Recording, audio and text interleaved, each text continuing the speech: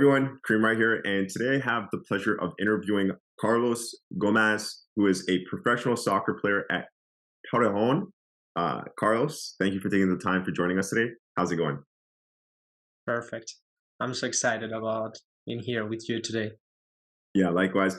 I don't think I said the club's name properly. It would be great for you to say it properly for us, please.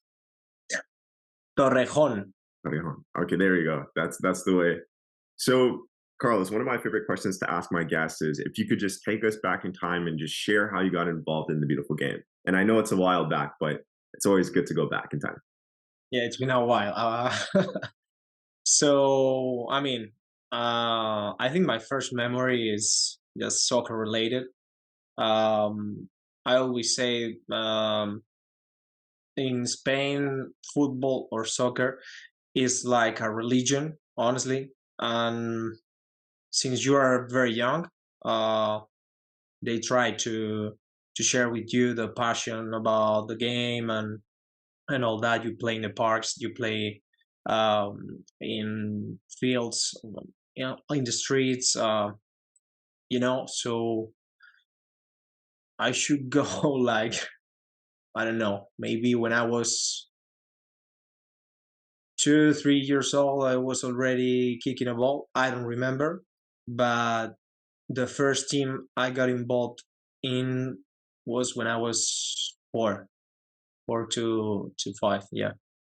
Yeah, super young. So, Yeah. a lot of guys that I speak to that are from Europe that come from Spain, England, France, they always mention that football is a culture, it's a religion, it's a part of the lifestyle. You guys breathe, eat, and sleep it. Um, why is that such a thing in Spain in regards to you? Why is that such a culture there? I don't know. I think it's, as you mentioned, it's cultural. It's something that is inside the culture of the country, and I don't know. Maybe since they started, I think more than 100 years ago. Yeah, 120, 130 years ago, when first English people came to the country, to the north, and they shared. When they went there to work with the people, they share the passion about the game, and then it went from the north to south, and the passion, I think it was immediate, like immediately was part of the Spanish culture. And I don't know, I couldn't explain when it all started, but I was born and already it was a there was a lot of passion, in the streets. You can see it when there is a big game, how the streets are. Um, Even when Spain plays, all the bars, all the pubs, everything is full just to watch the game, and it's beautiful. It's beautiful. Yeah, and it's definitely a bit different.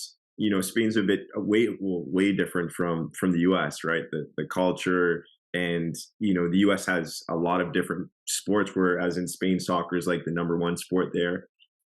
Before we get into all that, could you share what part of Spain that you were born in, and then from there, could you also share? You started playing at 4 or 5 years old, and then from there, like, how did it take off throughout your age, all the way up until you went over to the U.S. Okay.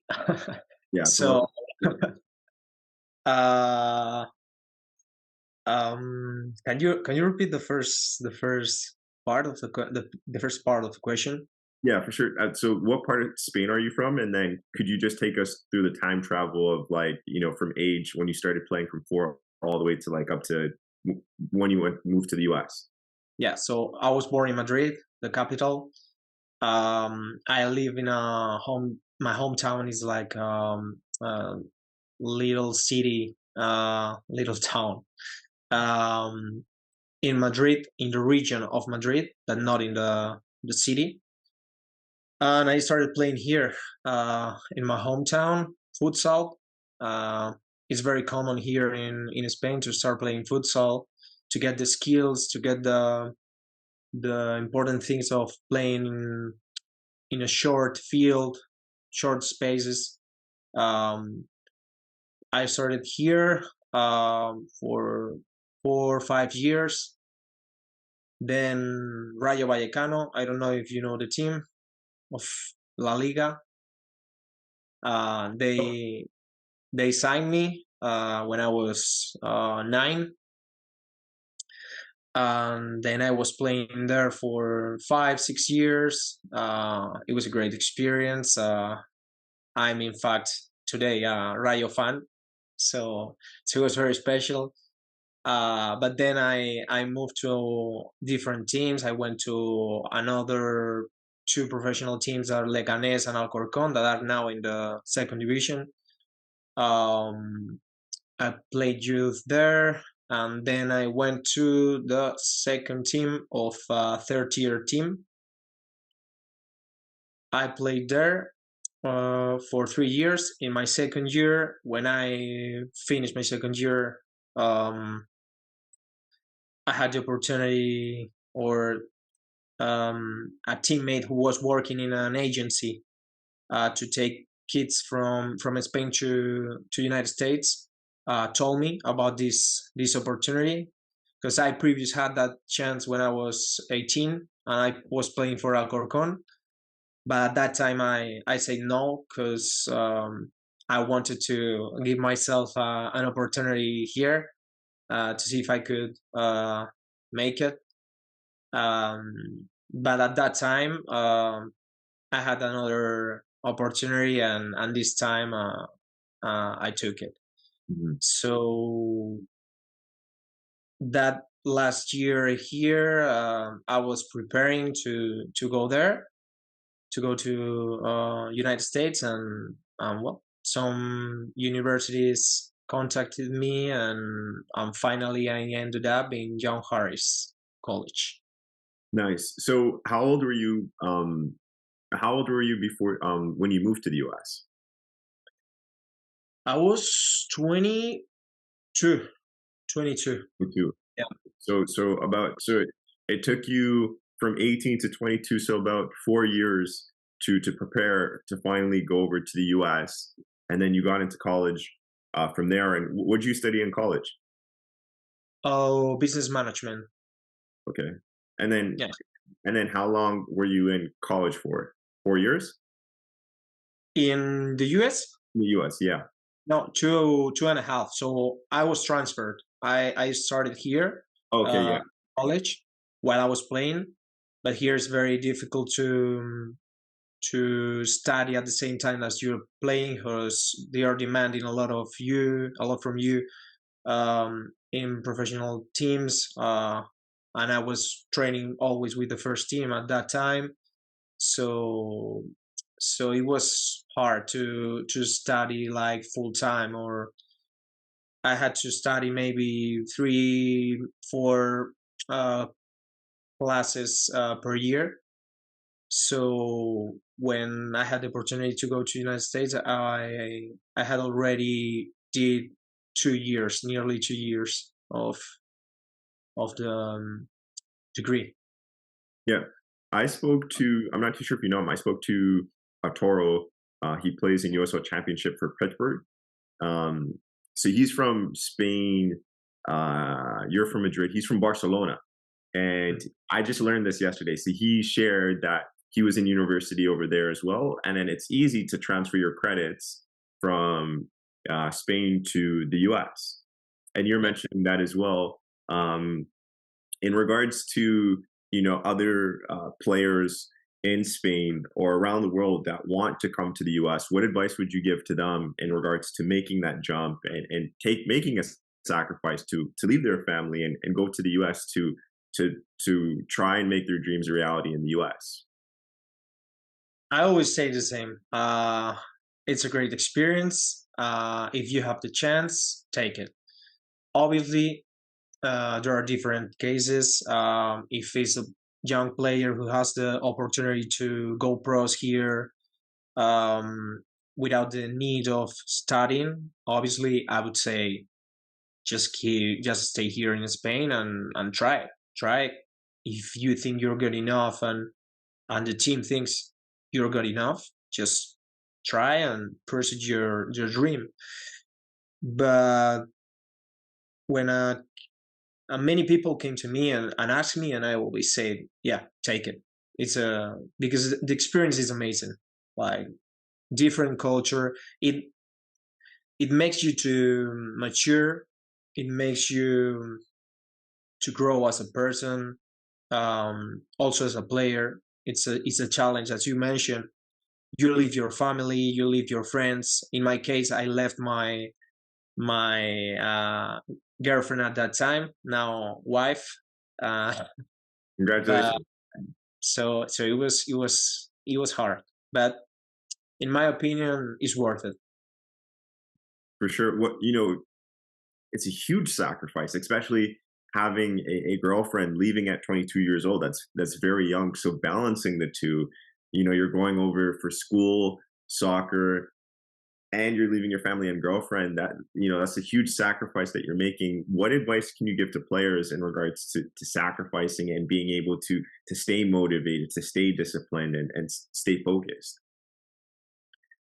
The advice would be to have always clear, um, where is the goal, what is your goal, where is what you want to do, and don't let others to tell you to quit, or no, just keep going, keep believing in yourself. There will be a lot of bad times. In my case, um, my first season was very good. For example, in college, I had very good numbers. I did great, and then in the summer, I had the chance to go to PDL. And the team I went to PDL, I didn't play a minute in 7 games after having that good season. So I just left and kept thinking, uh, I can do it, and this is just a step back that will make me better, um, and I'll keep fighting till I get it. So obviously there will be bad times. There will be moments. In my case, with my girlfriend in another country, you can imagine sometimes it's very hard, but it's worth it. I mean, if you have the clear mentality and you know it's your goal to be a pro, just keep focused. Keep focused. Don't let other things to move you out of the path. Yeah, absolutely. You know, it's not an easy transition going from Spain to the US. It's definitely a culture shock. The US is different from Spain. And then, you were in college for 2 years. So, usually there's the focused player and discipline, or there's the player that's focused, discipline, and keeping a balance between lifestyle, partying, and going out. Or there's the player that comes from Europe or wherever they're coming from, and they come to the US and they lose focus of their goal, and then they just get lost in the lifestyle and the party scene, and they're not too focused on soccer. So those were three kind of scenarios that I created. Which one were you? And then, yeah, we'll go from there. So when I got there, my first season, I was more open-minded in terms of partying and knowing the culture and see how the things went there. Like, as you know the culture, know the country. Um, so I was kept the balance between partying, going out, and still play and perform, and know when I could party and when I couldn't. Um, and that was like that my first and a half. So my first two falls and my first spring. When I came to my last spring, when I was injured, and my last fall, I was fully focused on soccer. I didn't party a single day. Uh, During the summer, I was preparing to the season with only one goal. Like it was in my mind, in my head, it was like, it's the last time. If you wanna go pro, you need to do a very good fall season. It's 3 months. You have to be focused. I got focused at 200% in the game, and I did it. It went very well. Uh, as I told you, I didn't party. I didn't did anything apart from studying because it was the last semester, and I had to do the big classes and the hardest. Um, so so it was just about studying, playing. Obviously, it's not that studying, playing, studying, playing. I had some good time, but never partying, never outside of what my goal was. It was For my sure. way. Yeah, It's not better. It's not worse. It's just my the way I did it. yeah. And yeah. And it makes sense. It definitely makes sense. And it worked for you. So after, the 2 years of college and graduating, what happened from there? Did you sign pro right after, or what happened? So yeah, the last season was really good. We were unbeaten on like 19 games in Young Harris till we got knocked out in the round of 16, I think, of nationals. It was hard to take, but personally, it was really good. The season, I went to, I was All America. Obviously, that um, caught the attention of some coaches. I ended the season, and then my coach told me there was an agent who was interested in me. I was great. Uh, then they offered me a couple of tryouts with two or three USL Championship teams. I was not so sure about the tryouts. Then I realized it's a good option to try and to see if you can go pro. But in Spain, it's not very common. It's not something that um, I believed at. I believed in. Um, but when it was like the last week of the semester, this agent I told you contacted me and told me there was a team interested in signing me right away. It was Greenville Triumph, um, and they told me that John Harks, the coach, would call me. I was about to take a plane to Spain, so I was going back, and he called me. I spoke to him. He said, "We are interested in signing you. Are you interested?" I was like, "Yeah, 100%." Mm. So it was like after that call, I took the plane. Mm, no one knew it in my family till I got here, and I told them like, "Yeah, I got an offer, a pro contract here." So I was so happy. It was a very good moment. So you signed at the age 24, or how old Mm, were you? Were you 24? I was 20, yeah, 24, I think. Yeah, Yeah. So yeah. how did it feel? This is your first professional contract. It's taken years to get it. Um, and it's been a journey from Spain to the US, school, soccer, injuries, success, failures, success. You get offered a contract. How did it feel? It was unbelievable. I when obviously he told me, but when I had the document, when I had the paper with it was unbelievable. Like, Yeah. yeah, look my face, like Yeah. I reminded, and yeah, it was, yeah, unbelievable, and especially because it was very special because the coach was John Harks, who is a legend in United States, and to attract the interest of this coach, just watching my highlights and some games of me, when I was playing at John Harris, it was unbelievable. Like I couldn't believe it because I told you it was like the last week of the semester when they told me, yeah, there are interests. I was just thinking in my head, well, we'll see what is going to happen. I'll have to stay in Spain, and then he called. So Magic. It's yeah, like perfect timing. yeah. Um, that's amazing. So let's hop on the pitch. So you sign, and then you know uh, I'll just dig a little bit here. But what position do you play, and what specific skills and attributes do you believe are essential for success in the role that you play in?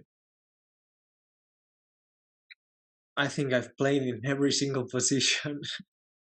uh, but my preferred position right now, for example, we play 1-4-3-3, and I play in the offensive midfielder of those three in the middle. And I'm feeling very comfortable. But for example, in Greenville, I played in a 4-2-3-1 as a 10, as a left winger. Then I went to Madison and I played as a left wing back. In this position, I'm playing at 2. Um, I've played as a striker as well, but I think my preferred position is this one, or maybe left winger. Um, but not the typical winger that is like very quick, and it would be more a left winger who likes to cut inside and play or and shoot. But I would say my preferred position is this one, offensive midfielder. And I think in my opinion and the way I see soccer, you need a very good space and time handling. You need to handle the space and time very well. You need to understand the game, and obviously it depends on what your coach demands of the team and the type of play he likes to play.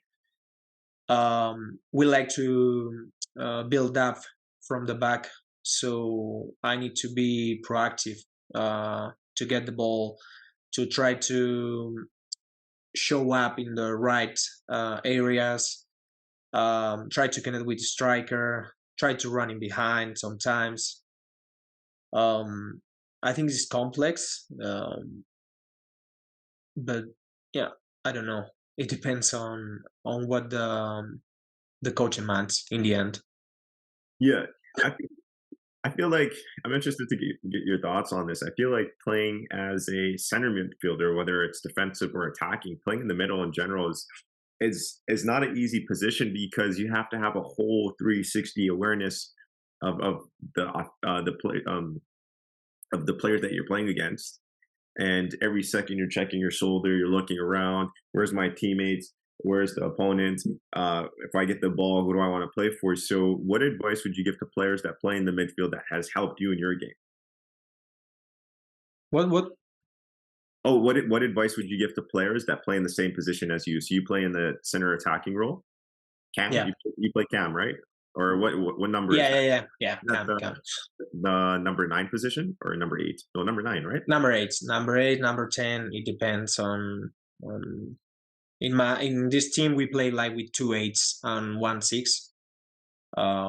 So the advice is to to know what the coach demands on you, because if you play that system, for example, but the system is like a low block where you have to stay in your field and try to run, is different than my system that we like to build up from the back. um, it depends, but as you say, um, the 360 vision, scanning, uh, try to be proactive to show up and get the ball. Don't be scared about losing the ball, or there's no reason, in my opinion. It's something that is difficult to understand, but there's no reason to be scared when you play soccer. You have to be brave. You have to try things. Obviously, uh, don't be kind of stupid and want the ball in an area where you don't have to take it. But there's no reason to be scared when you play the game. It's just to enjoy, to compete, to try to be better, to try to beat your opponent. You will not beat him if you're not brave at some point. So yeah, basically that. Yeah, you know, I remember when I used to play that I was pretty good technically, but sometimes my confidence wasn't that high. I didn't have a lot of confidence sometimes. And it wasn't until maybe 16, 18 where I gained a lot of confidence. And then my technical ability was already there, but because of the mental, the confidence, I was able to blow by players. So would you agree with me in regards to a player could have good technical, but if they're not that confident, they're not going to be as good as they could be? Would you agree or disagree? Yeah, I agree. I Yeah. totally agree. Confidence is everything in soccer. I know sometimes it's hard because the coach doesn't show you confidence, and that can make you. If he doesn't have confidence in me, maybe why should I have confidence in myself? It doesn't matter. You should always have that confidence, or try to have that confidence, because as you mentioned, it's everything. If you get the ball and go and try to dribble and go and try a pass, I mean, as I said, there's no reason to be scared. A perfect example to me in world football right now could be Vinicius. He always tries. It doesn't matter. He always tries. In his head, um, it's not the what you can lose, but what you can win, what you can earn by trying. So he tries, he fails. Like he tries 20 times in the game, 20, and he loses the ball 18, 19. But the one that he doesn't loses the ball and gets that dribble past the opponent, is a goal, is an assist, is he tries always. It doesn't matter. He's not. He loses the ball. He's already thinking in the next one, never about the past. So that's what makes him that good, that top player that he is today. And he had those moments in the past when he signed for Real Madrid that nobody believed in him. Everyone was criticizing him. Uh, Coaches were not showing confidence, and then he switched that, and he was unstoppable last season. Wow. Yeah, it's so true, and it's so interesting because I'm thinking about what you're saying, but there's a few pieces that kind of go into it. It's like one, you know, you're practicing, you're training hard, you know, making sure you're improving, and then two, you can't as a player, you can't control how that coach feels about you, and that the only way you can do that actually is by performing really well. And then, you know, three, you mentioned fans criticizing, so on and so forth, which is not controllable. Well, it is controllable by performance as well, but I was thinking about it. It's so interesting. There's a lot of pieces that go into it. It's not just one, like, all right, you just improve your confidence and you execute, but there's a lot of other pieces to it that can affect you on the way there to that confidence, which is pretty cool and interesting. Um, with saying that, the last two questions I have is what has been your most memorable moments in soccer this far? Hard. Do you mean on the field? Yeah, on the field or off the field. Because probably off the field would be the moment I signed the contract. Yep. Uh, Greenville. What about on the field? Uh, and on the field is a hard one. Collectively, I would say when we won the title, my second season in Greenville, um, because we lost the final the year before, um, and there were a lot of work to get again to that position and actually make it. Individually, I would say a hat trick I scored for Greenville against Tucson. Yeah. Uh, yeah, and it was something unbelievable. Like I couldn't explain, but in that game, when I scored the third one, I was in another place. Like, but yeah, I mean, memorable moment. But honestly, um, I would go with the title when we won the title. It was very special. Nice. My last question, and then after this last question, I have some fun questions after. Um, what advice would you give to the next generation that want to become professional soccer player like yourself? I would tell them to never stop believing, to keep working hard. It's gonna be a hard way. There will be ups, there will be downs. Actually, like mountains, like hills, you know. But just keep trying, keep improving. It doesn't matter, as you mentioned, the coach sometimes doesn't show you the confidence. Just try to keep going. It doesn't matter. You cannot manage what the coach is doing. It's just what you can do to improve. And I had bad moments. I didn't make it here in Spain. I had to go to another country, to the Right. United States. Um, I got injured my second season. I was like for 5 months without playing a single minute. But I got focused on what I wanted and I did it. And again, I signed the contract. It was crazy. In the beginning was really hard because sometimes it's part of the game, to adapt to another different culture, different team.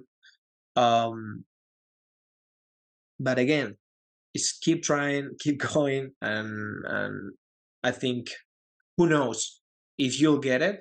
But I can tell you, when you decide to retire, the age doesn't matter. In my opinion, you have to be in peace in your head to say, hey, I tried everything. I didn't get it. Doesn't matter. I gave my 100% and even more to do it. I couldn't. It's all right. Uh, I'll try to do another thing, and I'll be maybe successful or not in another thing. But if you do it, it will be worth it. I can tell you. Yeah, for sure. That's amazing advice. And I just want to touch back to something that you mentioned in regards to the coach. You mentioned a PDL team, I think it was, that you played for, and where you had amazing stats with your college season. For whatever reason, the coach didn't play you. Whatever the reason is, who knows? But that's a great example of sometimes there's obstacles that you will come across in your story. It's such an amazing story because it's not a straight line to success. It's going to be ups and downs, as you mentioned. And as long as you stay on the path and you try your best and you could be at peace, what you said, you could rest easy and be Yeah. sure that you put your best foot forward. And you're proof of that, of achieving your goals and dreams. So, Carlos, I really appreciate your story. I got some fun questions, but you got to answer them fast. They're fast, fun questions. Oh, So the first one is, Do you have a favorite European league that you watch football or soccer? What? Do you have a favorite? Do you have a favorite league that you watch in the world? Favorite league? Favorites? La Liga and Premier League. I couldn't choose between one because Yeah, both. You I like both? I support like both Bayern. too. Yeah. Yeah. Um, who? What's your favorite football team in La Liga and then the EPL? So in La Liga, Rayo Vallecano, and in EPL, Chelsea. Nice. What is who's your favorite player in the La Liga and in the EPL? So EPL, hard one. Probably Kevin De Bruyne. Um, La Liga. Oof, this one is hard. No, I got it. Griezmann. Griezmann.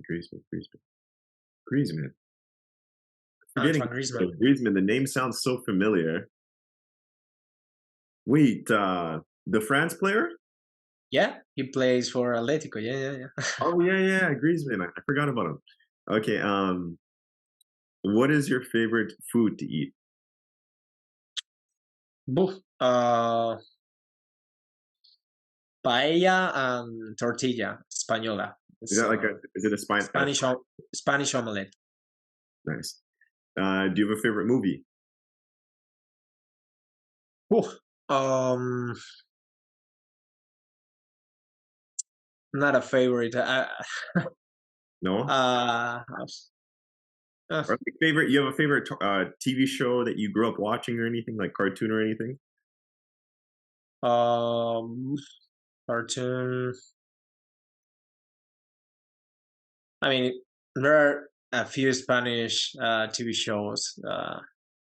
If you want me to say the names, I could say, but Yeah, just name one. Los Serrano. What is your favorite activity besides soccer or football?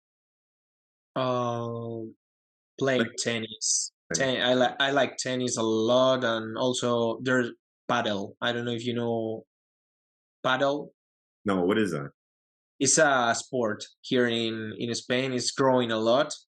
It's very popular right now. Actually, it's probably it's like this with tennis at this point. It's like soccer, basketball, and then tennis, paddle. Because it's also Oh, with yeah, it's kinda like a smaller version of tennis, right? yeah, yeah. Yeah. I've seen it, but I gotta watch it to understand it a bit more. What about who's your favorite music artist? Are you gonna say Bad Bunny? No. Oasis, Oasis. And the last one, Messi or Ronaldo? Messi. Why Messi? Uh, I think he has everything. I love Ronaldo as well. I'm not a Messi fan who is blinded. No. I think Ronaldo is unbelievable. Yeah, Um, but I don't know. I would say Messi is, in my opinion, a step higher, just minimum, because he has the ability to do a lot of things. Then maybe Ronaldo doesn't have that amount of things that he can do. Uh, but the things he does, he's unbelievable as well. So, but I choose Messi. Yeah, for sure. Well, Carlos, it was a pleasure. Before we go, my I'd like to pleasure. thank you for taking the time for joining me on the One Soccer Nation podcast today. Yeah, it's been my pleasure.